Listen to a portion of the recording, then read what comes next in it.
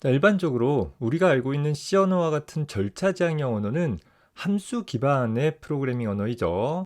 프로그램을 작성을 할 때 그 프로그램에서 처리할 데이터들을 먼저 기술을 하고 나서는 그 데이터들을 조작하고자 하는 각종 함수들을 만들어서 이 함수 저 함수 데이터들을 전달해 가면서 주어진 문제를 해결하기 위한 처리들을 수행해 나가도록 구성을 하고 있습니다. 즉, 프로그램 내에서 정의되어진 데이터들에 대해서 그 데이터를 처리하는 각종 함수들에게 데이터를 전달해 가면서 주어진 문제를 해결해 나가는 그런 방식으로 구성되어지는 프로그래밍 언어가 될 것이에요.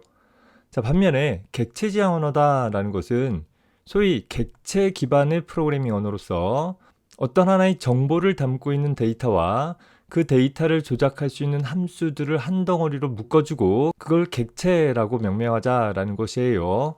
즉, 하나의 프로그램에서는 더 이상 데이터와 그 데이터를 처리할 수 있는 함수가 따로따로 존재하는 것이 아니라 데이터와 그 데이터를 처리할 수 있는 함수를 한 덩어리로 묶어놓은 객체들이 스스로 자신의 일을 처리해 나가면서 다른 객체들과 상호작용해 나가며 전체 문제를 해결해 나가는 방식으로 구성되어지는 그런 프로그래밍 언어를 가리키게 되어집니다.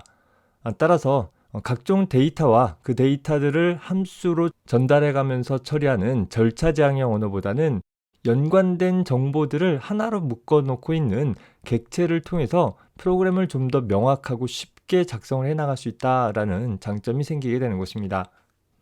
예를 들어서 우리가 도형의 넓이나 둘레를 구하는 일이 필요하다라고 가정을 해봅시다.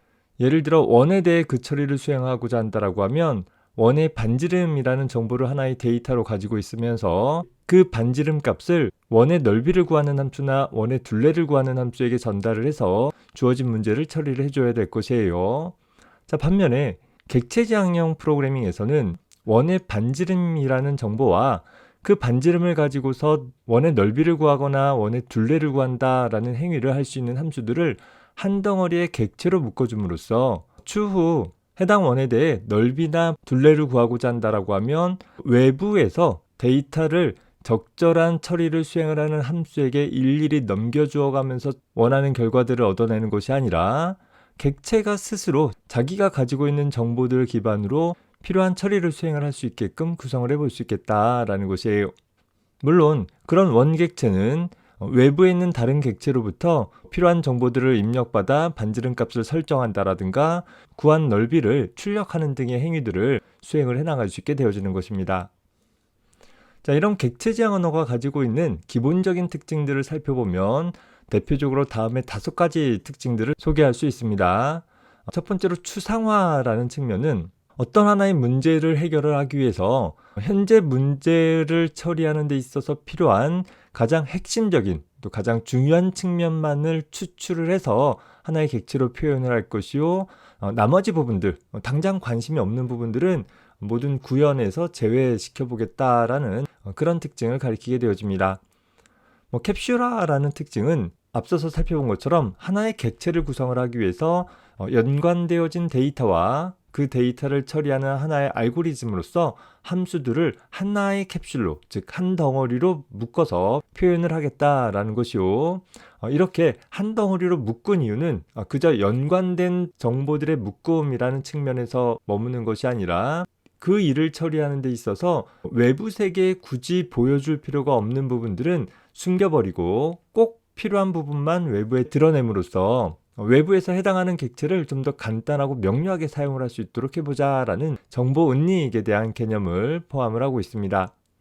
더불어서 상속성이라는 것은 하나의 객체를 생성을 할 때 사용되어지는 클래스를 소위 상속이라는 특징에 기반을 해서 작성을 해줌으로써 어떤 공통된 특징들을 가지고 있는 객체들을 위한 클래스를 좀 더 빨리 또 좀 더 수월하게 작성을 할 수 있고 또 그렇게 만들어진 객체들은 다소 일관성 있게 사용을 할 수 있도록 해볼 수 있는 그런 방법들을 제공을 해주고 있어요. 더불어서 이런 상속과 관련해서 보면 다형성이라는 중요한 특징이 같이 언급되어지는데 보통 다형성이다라고 한다면 하나의 형태로 보여지나 서로 다른 역할들을 수행을 할 수 있도록 할 수 있는 또 그렇게 해줌으로써 프로그램을 좀 더 간단하게 기술할 수 있도록 할 수 있는 그런 방법들을 가리키게 되어져요. 우리가 앞서서 살펴봤던 함수 오버로딩 같은 것도 다양성의 한 형태가 되어지기는 합니다. 다만 상속과 관련해서 굉장히 유용하게 사용되어지는 그런 특징들이 나타나게 되어질 것이에요.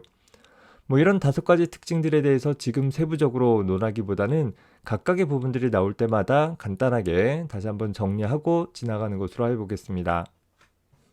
각각의 단위 동작들을 수행하는 객체를 만들어내기 위한 클래스라는 것은 소위 연관되어진 데이터와 그 데이터를 처리할 수 있는 함수들의 묶음으로써 잘 모듈화되어져서 나타나기 때문에 한번 작성되어지는 클래스를 다른 프로그램에서 사용을 할 수 있는 것이 훨씬 용이하게 되어질 것입니다.